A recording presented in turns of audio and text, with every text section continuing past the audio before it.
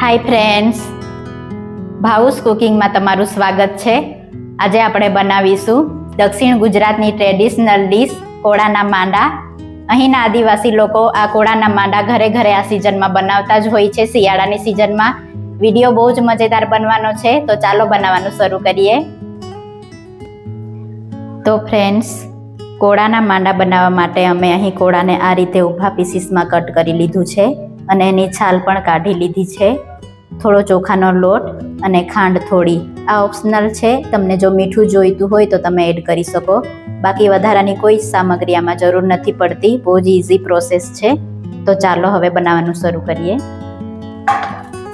હવે જે લાંબા પીસીસમાં આપણે કોળું કાપી લીધું હતું એને આવી રીતે નાના નાના પીસીસ કરી લઈશું. આ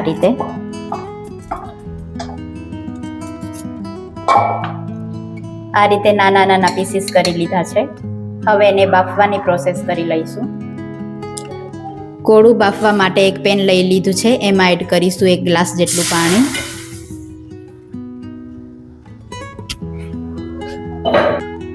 હવે એમાં કાપેલું કોળું એડ કરી દઈશું.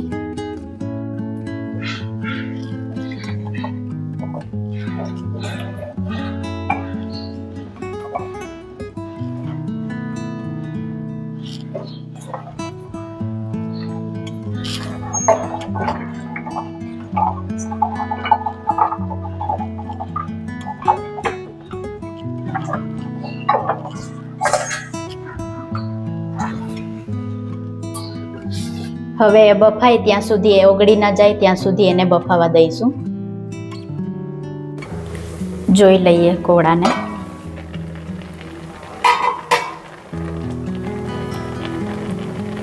જો સરસ આમ આ જે ચપ્પુ છે આમ ઉતરી જાય એટલે બફાઈ જ ગયેલું છે ઓલમોસ્ટ. પણ હજુ થોડી વાર બફાવા દઈશું. જો એમાં પાણીનો ભાગ વધુ પ્રમાણમાં હોય ને એટલે આપણે એક્સ્ટ્રા પાણી વધારે નહીં નાખવાનું. હજુ થોડી વાર થવા દઈશું. જોઈ લઈએ. જો ખૂબ સરસ બફાઈ જ ગયેલું છે કોળું આપણું. જો આ રીતનું બાફી લેવાનું. ગેસની ફ્લેમ ઓફ કરી દઈએ. હવે જે ચોખાનો લોટ લીધો છે આપણે એમાં સ્વાદ પ્રમાણે મીઠું એડ કરી લઈએ.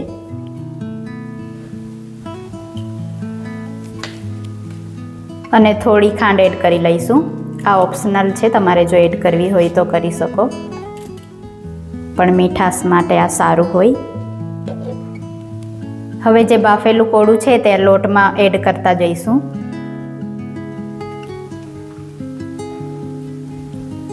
આ ગરમ ગરમ કોળું છે એડ કરી લેવાનું અને લોટ પછી સરસ ગુંદાઈ જાય એમાં. આવી રીતે બધું કોળું જે છે એડ કરી લઈશું લોટમાં. હવે આ રીતે ગુંદી લઈશું આખો લોટ. આવી રીતે થોડું થોડું એડ કરતું જઈ અને લોટ બાંધી લેવાનો.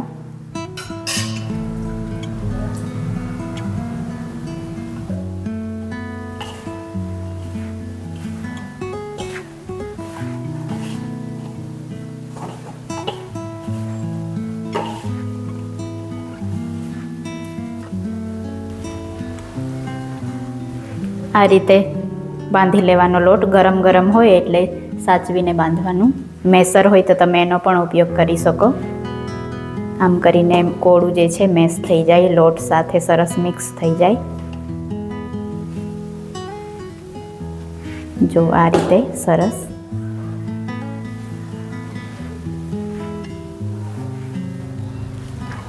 આ રીતે ગરમ હોય ને એટલે મેસરનો ઉપયોગ કરવાનો. હાથથી તો દાજી જવાય એટલે બહુ મહેનતનું કામ છે લોટ ગૂંદવાનું. આ રીતે કરી લેવાનું.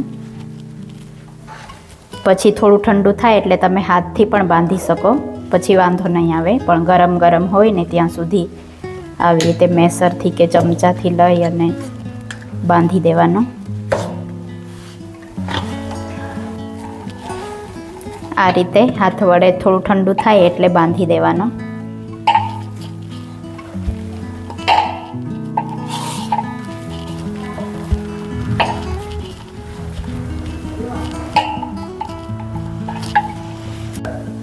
હવે અમે અહીં એક તપેલું લીધું છે, એમાં જે તુવેરની કરસાટી છે એને આ રીતના ભાંગી અને આવી રીતે એને ગોઠવી દીધી છે તપેલીમાં. અહીંયાના લોકો, આદિવાસી લોકો આ જ સ્ટાઇલમાં બનાવે છે. મોટું તપેલું લઈ અને ચૂલા પર એ લોકો બનાવે. પણ તમે સ્ટીમર હોય તમારા પાસે તો તેનો પણ તમે ઉપયોગ કરી શકો. હવે આ તપેલામાં આપણે એક ગ્લાસ જેટલું પાણી એડ કરીએ.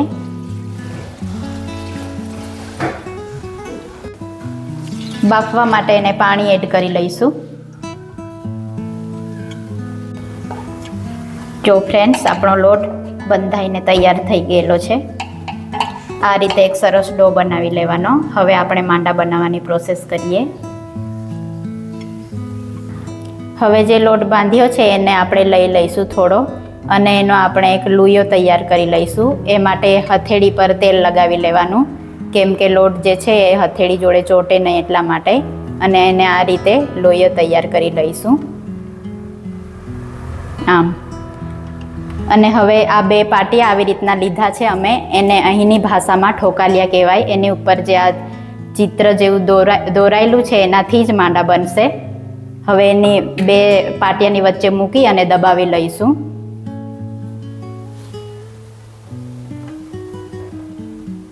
એને આ રીતે દબાવી લેવાનું ચારે બાજુથી, એટલે બધી બાજુથી સરખું આવે અને માંડા આપણા સરસ બનીને રેડી થાય. આ રીતે જો ફ્રેન્ડ્સ, તમે જોઈ શકો છો. આ રીતની જે અંદર ડિઝાઇન છે એ પણ આપણને દેખાઈ રહી છે. આવી રીતે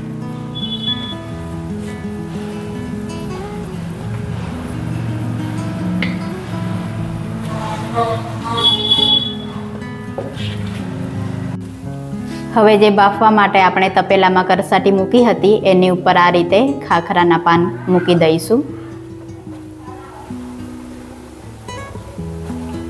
આ રીતે જો આપણા માંડા હવે બનેલા છે એને હવે બાફવા માટે આપણે મૂકીશું તપેલામાં.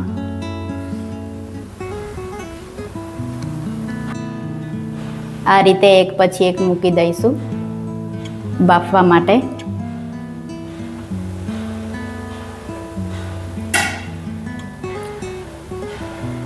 જો ખૂબ સરસ.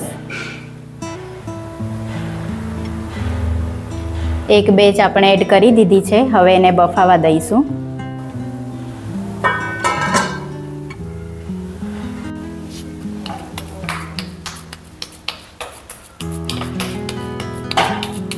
આ માંડા તમારા પર આવા ડિઝાઇનવાળા પાટિયા ના હોય તો પણ તમે આવી રીતે હાથથી બનાવી શકો. આ રીતે જો, આ રીતે ખોલીને જોઈ લઈએ. હવે આપણે બીજી બેચ પણ એડ કરી દઈએ ઉપર જ.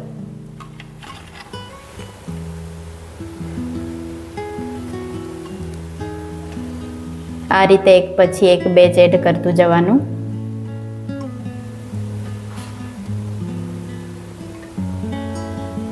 સુગંધ પણ સરસ આવી રહી છે માંડામાંથી.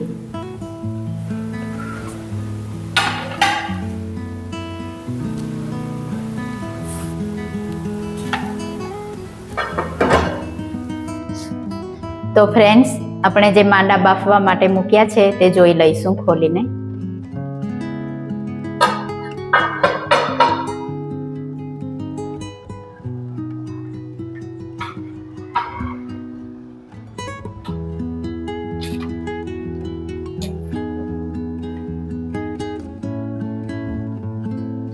જો આ રીતે સરસ, ખૂબ સરસ દેખાઈ રહ્યા છે માંડા આપણા.